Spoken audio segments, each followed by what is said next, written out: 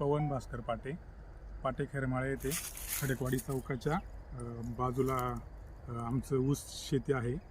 तर आम्ही इथं पहिल्यापासून ऊसच असतो कायम आमचा। आमच्या ऊसाच्या कडेला इकडं ओढा आहे, ओढ्याचा रस्ता आहे। तर हा आमचा रात्रीचा ऊस कोणीतरी अंधाराचा फायदा घेऊन चोरून नेलेला आहे रात्री। तर अशा जर ऊसाच्या चोऱ्या इथून मागे कधी झालीच नव्हती, आत्ता पहिल्यांदाच ऊसाची चोरी झालेली आहे। इथून मागे द्राक्षाच्या व्हायच्या किंवा दुसऱ्या मालांच्या व्हायच्या, ऊसाची कधी चोरी झाली नव्हती। आता ऊसाची चोरी व्हायला लागली म्हणल्यावर आता शेतकऱ्यांनी जगायचं कसं?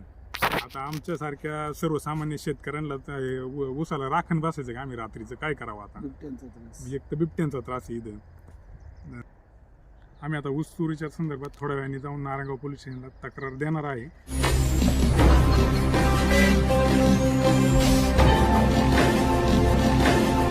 ताज्या घडामोडी आणि नवनवीन माहिती मिळवण्यासाठी समाज दर्पण या YouTube चॅनलला सबस्क्राइब करा आणि बेल आयकॉनवर क्लिक करा।